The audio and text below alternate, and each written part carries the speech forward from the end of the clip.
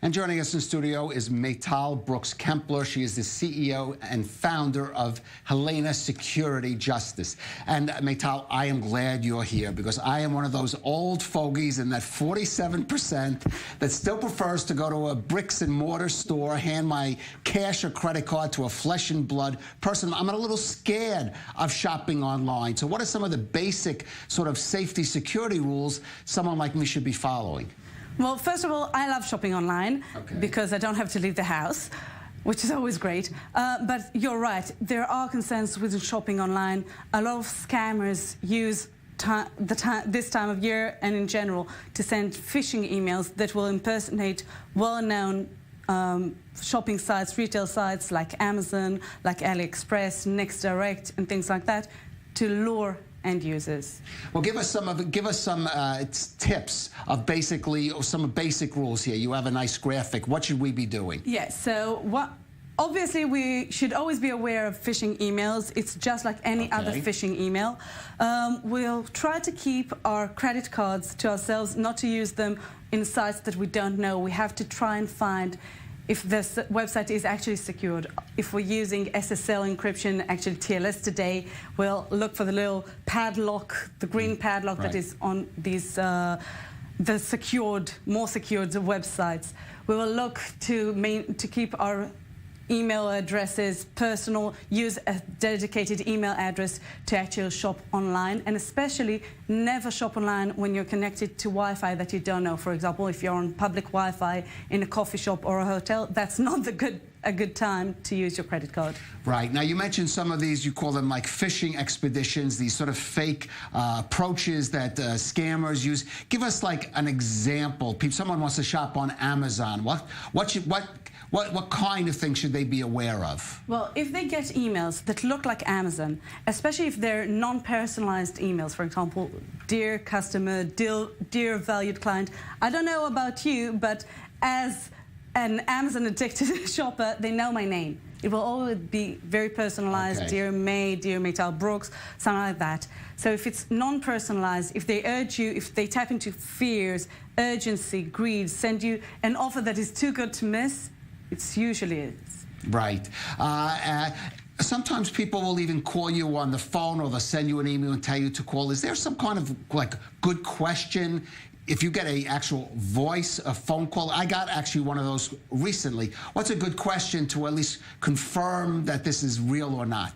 Well, usually I don't even bother with questions. I tell them I'll call you back because if it's someone claiming to be from my credit card fraud center, which I actually got a few times, they called me. What I did was telling them, okay, I'll call you back, open my browser, look for the actual number, and call them to make sure if it's a legitimate call. Right, so you should be making the call back to them. Absolutely. If you fear, I'm curious, if you feel that you may have been compromised in some way, sometimes you'll get a notice of suspicious activity from your credit card, or you just maybe see something on your bill which looks suspicious. What kind of procedure should you follow? Who should you turn to there? Firstly, make sure that it is an actual alert because attackers are very sophisticated, and today we see an increase in the amount of phishing attempts that actually presents themselves as some sort of security alert. Right, so we see something wrong with your credit card. We have someone trying to hack into your thing. That's what actually attempted with me. Exactly, so that's what they do. But again, the correct way to approach this is to contact your credit card provider. Right. Give them a call, and they have insurance, no problem. You just have to make sure that you alert them on time. So review your bank statements on a regular basis. I'm just curious, how much of this new, again, you're talking to someone that is fairly new things. My wife and kids do it a lot more. But what about the use of like cyber currency now? That seems to be a growing thing. Bitcoin or some of these other alternatives. Is that less secure than, say, even using your credit card information? Is it as very helpful? To some degrees, it's more secure, and to some degrees, it's less so. It's very anonymous. So you can use Bitcoin, for example, to preserve your anonymity. Is that right? You could actually keep your identity more secure than by using Bitcoin or some other cryptocurrency.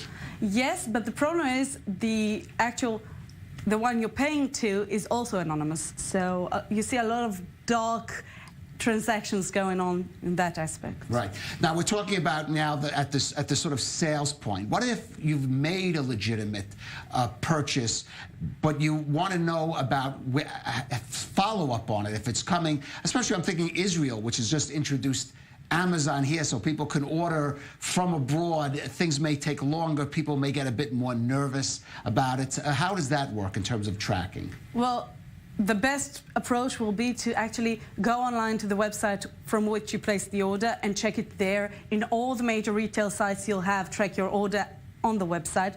That's always the best practice. Because if you get an email tracking your order, in some of the cases, sometimes it will be legitimate, but other times hackers will use that same email and get you into clicking a link that you're not supposed to. And actually, I'm just curious how, because as I said, it just introduced Amazon, how much longer does that delivery service take for countries abroad or a country like Israel? To be honest, that's not my area of expertise. It really depends. As an online shopper, I can tell you that I got packages from the UK or from the States within less than a week. And sometimes it will take over a month. So, would it be secure? Is that dependent, for example, on the delivery service here in Israel, the mail system, which many people have their concerns about? And now, if we're talking about potentially pricey items, I think so, because there is insurance for more pricey items, and you can get UPS or other delivery services, which I would advise if you're buying something that is pricey.